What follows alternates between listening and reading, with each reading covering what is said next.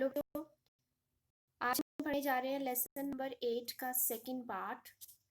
First part में हमने पढ़ा था कि एयर जो है वो प्रेशर डालती है, एयर वायु दाब डालती है, और हमने कुछ एक्टिविटीज़ भी करके देखी थी। और फिर हमने पढ़ा था कि विंड स्पीड बढ़ने पर प्रेशर कम हो जाता है। ठीक है, अब सेकंड पार्ट में हम पढ़ेंगे कि हवाएं कैसे चलती हैं, एयर कैसे मूव करती है, विंड्स कैसे चलती हैं, क्या कारण है। तो देखिए आपकी बुक में लिखा है, अंडरलाइन करो। Air moves from the region where the air pressure is high to the region where the pressure is low। मतलब कोई ऐसा प्लेस जहाँ पर एयर प्रेशर ज़्यादा है और कोई ऐसा प्लेस जहाँ पर एयर प्रेशर कम है।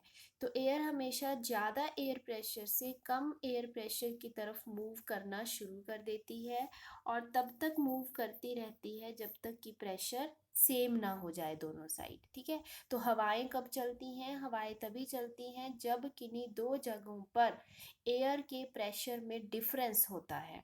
एक जगह पर एयर प्रेशर ज़्यादा है और दूसरी जगह पर एयर प्रेशर कम हो गया है, तो ज़्यादा से कम की ओर एयर बहना शुरू हो जाएगी और तब तक बहती रहेगी जब तक कि प्रेशर जो है वो सेम नहीं हो जाता। तो इसके लिए एक एक्टिविटी दी हुई है, ये वाली। तो इसको हम एक वीडियो के थ्रू देखते हैं।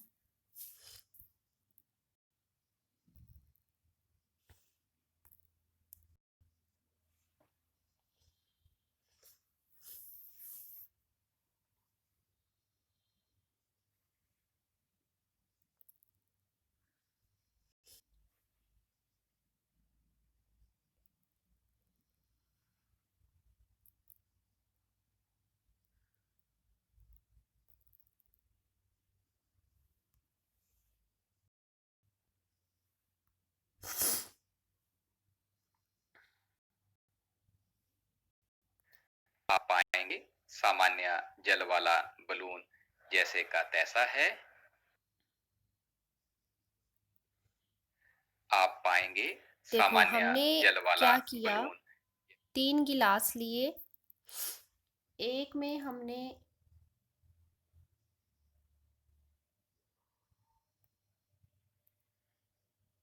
ठीक है, एक में हमने बीच वाले में गर्म पानी डाला, बिल्कुल गर्म पानी। इसमें हमने बर्फ वाला पानी डाला, बहुत ही ठंडा पानी। और पहला जो था वो नॉर्मल पानी है। ठीक है, तो थोड़ी देर के बाद आप देख रहे हो जिसमें गर्म पानी डाला था बीच वाला, वो गुब्बारा फूल गया है, जबकि ये बर्फ वाला तो अंदर की तरफ सिकुड़ गया है। नीला गुब्बारा देखो अंदर की तरफ धंस गया है बिल्कुल। और जो फर्स्ट है वो बिल्कुल वैसे ही है। एक बार फिर से देखो, ये जो गर्म पानी में डाला था वो गुब्बारा फूल गया है, बर्फ वाला अंदर की तरफ को खिंच गया है, सिकुड़ गया है, और जो नॉर्मल है वो वैसे ही रहा। तो ऐसा क्यों हुआ? क्योंकि गर्म करने पर वायु फैलती है और ठंडी होने पर वायु सिकुड़ जाती है। तो इस बॉइलिंग ट्यूब के अंदर जो है वो एक एक्टिविटी ये है, 2 कप लिए, ये आप घर में भी कर सकते हो, और उनको धागे से लटका दिया तराजू की तरह। जब हम 1 कप के नीचे मोमबत्ती रख रहे हैं तो कप ऊपर उठ जा रहा है थोड़ा सा, देखो उठ रहा है ना। ऐसा क्यों? अब दूसरे कप के नीचे रखेंगे तो वो ऊपर उठ जाएगा,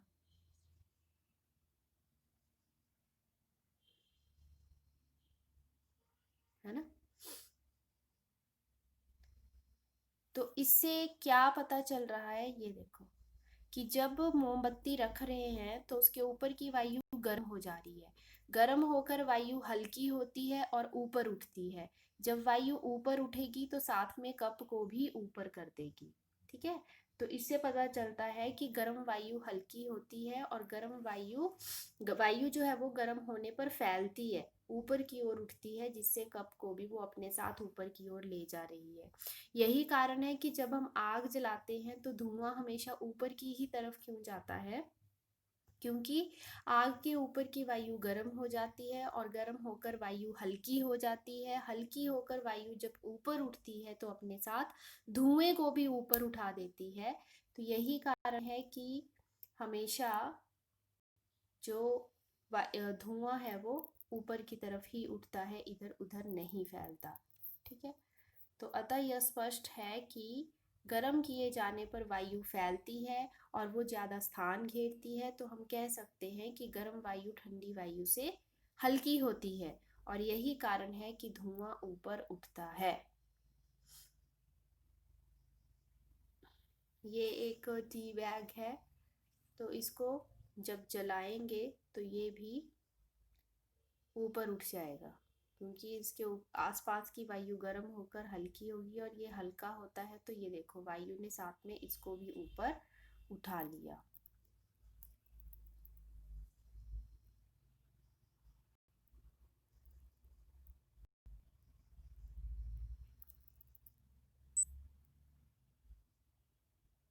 ठीक है, तो अब ट्यूब में ऐसा क्यों हुआ? क्योंकि गर्म करने पर हमने ये देखा ना अभी वीडियो में, गर्म पानी में ट्यूब के अंदर की एयर भी गर्म हो जाएगी। गर्म होकर एयर हल्की होती है और ऊपर उठना शुरू कर देती है, फैलना शुरू कर देती है। फैल के वो बैलून में भर जाएगी और बैलून फूल जाएगा।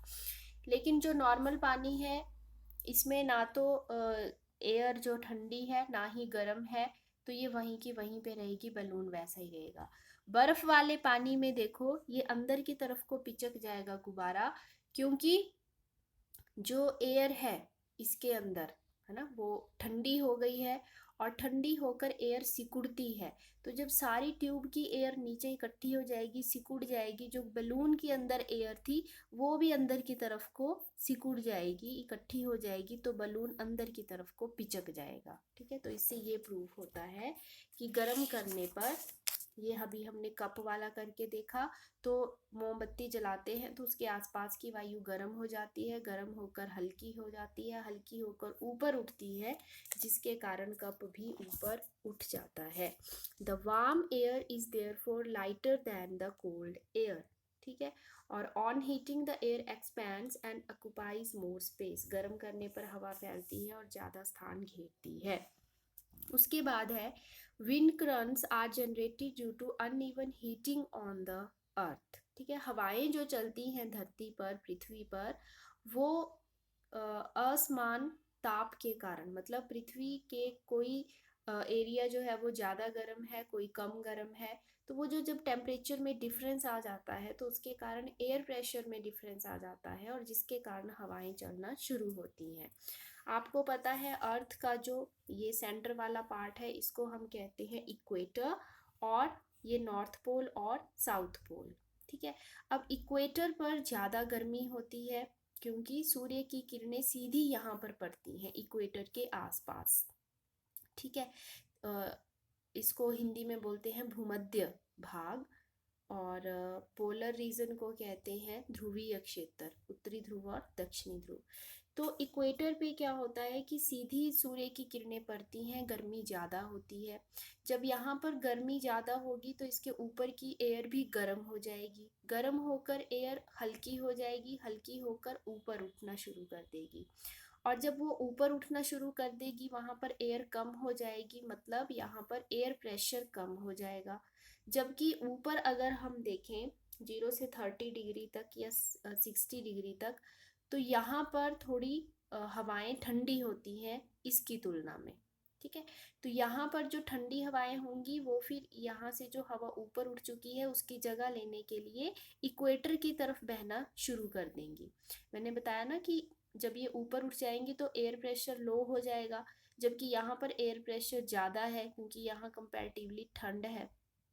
तो हवाएं जो है वो हाई एयर प्रेशर से कम एयर प्रेशर की तरफ चलना शुरू कर देंगी। एक ऐसा प्लेस जहाँ पर प्रेशर कम है और एक ऐसा प्लेस जहाँ पर प्रेशर ज़्यादा है, तो ज़्यादा से कम की ओर बहना शुरू कर देंगी। तो इस तरह से हवाएं चलती हैं। अब जब ये इस साइड बहना शुरू हो जाएंगी तो इसका स्पेस लेने के लिए यहाँ से हवाएं इस तरफ बहना शुरू हो जाएंगी। तो इस तरह से विंड्स चलती हैं। Uneven heating of land and water, ये हम पहले भी पढ़ चुके हैं कि समर में जो है धरती जल्दी गर्म होती है, पानी देर से सॉरी हाँ, धरती जल्दी गर्म हो जाती है और ठंडी भी जल्दी होती है, लेकिन पानी जो है वो देर से गर्म होता है।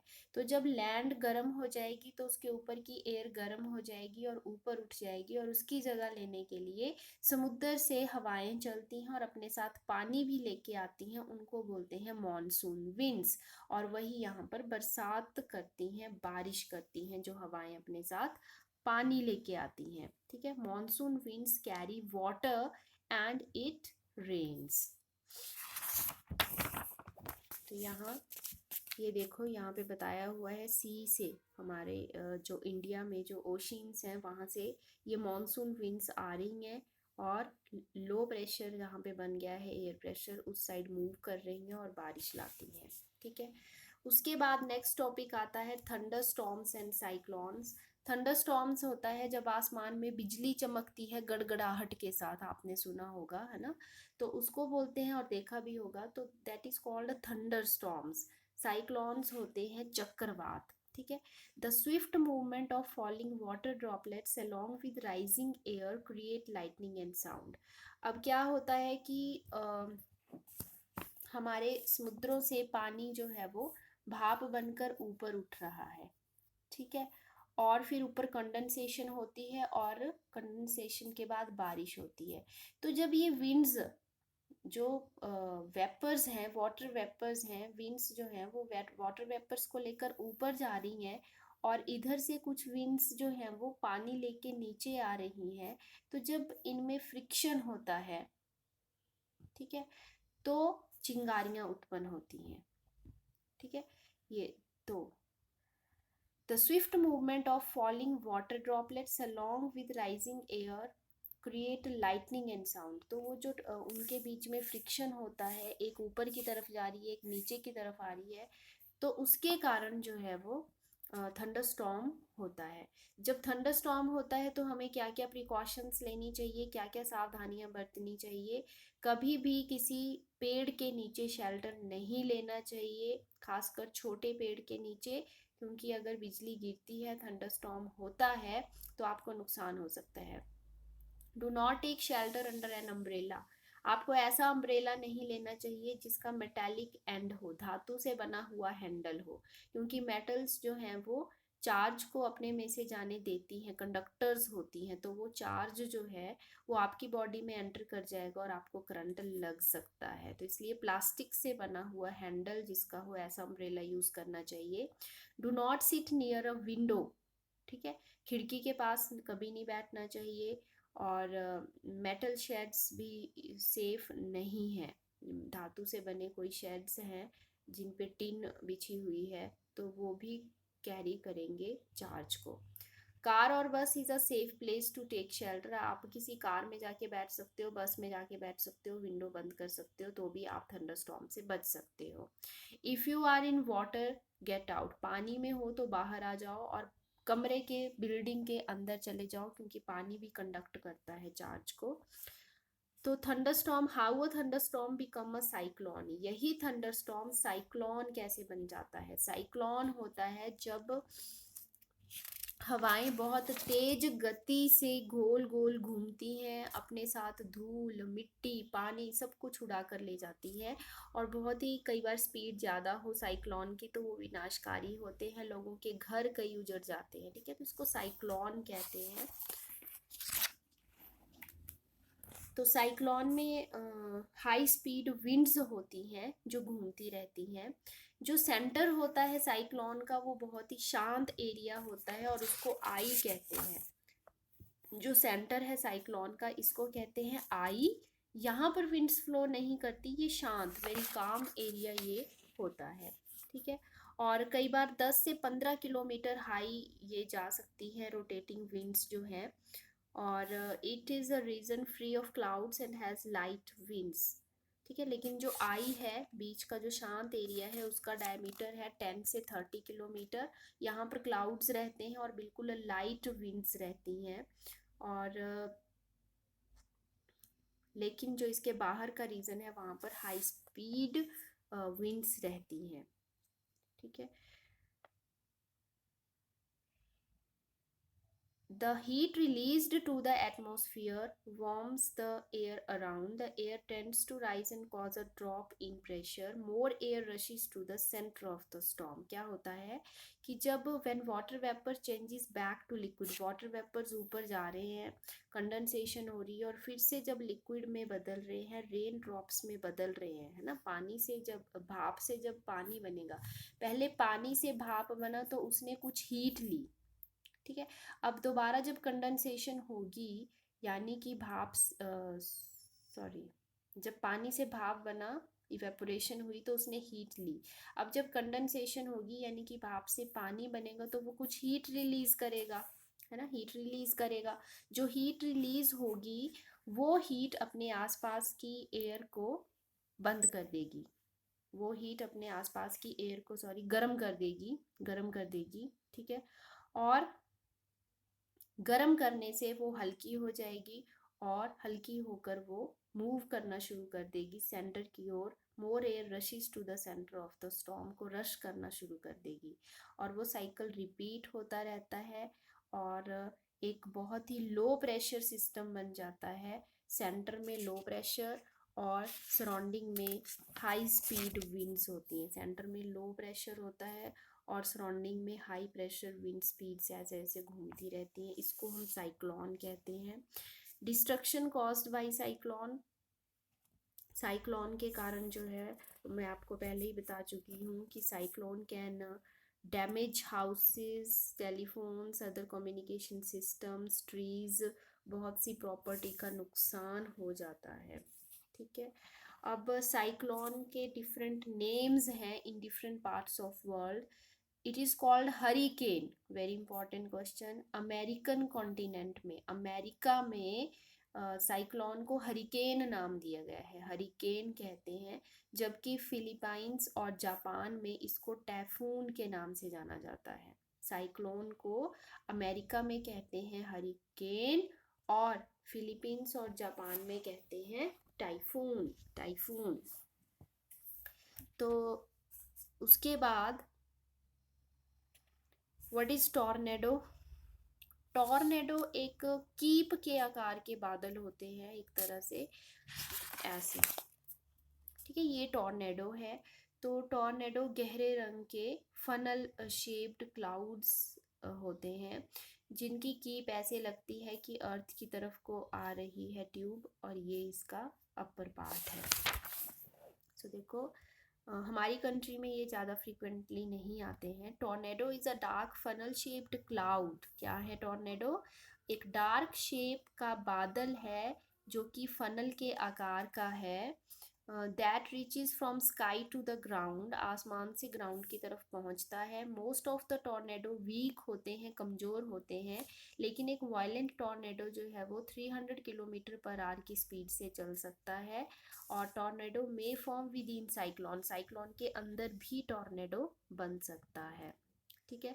इफेक्टिव सेफ्टी मेजर साइक्लोन से बचने के लिए हमें क्या करना चाहिए? रैपिड कम्युनिकेशन होनी चाहिए, एकदम से रेडियो टेलीविज़न के थ्रू इंफॉर्मेशन लोगों तक पहुंच जानी चाहिए कि साइक्लोन आने वाला है और तब हम अपना बचाव कर सकते हैं। एयर की स्पीड को मेज़र करने के लिए जिस इंस्ट्रूमेंट का यूज़ होता है उसको कहते हैं anemometer. Underline this, the instrument that measures the wind speed is called anemometer. Wind किस स्पीड से चल रही है तो उसकी स्पीड को मेज़र करने के लिए हम एनीमोमीटर का यूज़ करते हैं। तो हमें क्या करना चाहिए, क्या क्या सावधानियां बरतनी चाहिए अगर साइक्लोन से बचना हो? हमें time to time TV, radio, newspaper के कांटेक्ट में रहना चाहिए, क्योंकि जब भी साइक्लोन आने होते हैं तो टीवी और रेडियो के थ्रू हमें इंफॉर्मेशन मिल जाती है पहले ही। तो हमें फिर उस हिसाब से अपना जो ज़रूरी सामान है उसको सुरक्षित जगह पर पहुंचा देना चाहिए। हमें ड्राइविंग रोड पे नहीं करनी चाहिए, स्टैंडिंग वाटर होता है। अगर पानी खड़ा है सड़कों पर, बाढ़ आ गई है, तो हमें उस पर नहीं चलना चाहिए, ठीक है। और हमें हमेशा अपने पास पुलिस और इमरजेंसी सर्विसेज जो होती हैं जैसे फायर ब्रिगेड और मेडिकल सेंटर, उनके फ़ोन नंबर हमारे पास होने चाहिए ताकि हम ज़रूरत पड़ने पर उनको कॉल कर सकें। और कभी गंदा पानी नहीं पीना चाहिए, क्योंकि साइक्लोन के टाइम जब पानी सड़कों पर पहुंच जाता है तो जो हमारी वाटर सप्लाई है वो भी कंटेमिनेटेड हो सकती है। तो हमें उस पानी से बचना चाहिए। Do not touch wet switches and fallen power lines. बिजली की तारें अगर गिर गई है उनको टच नहीं करना चाहिए। ठीक है, बाहर ऐसे घूमने नहीं निकलना चाहिए।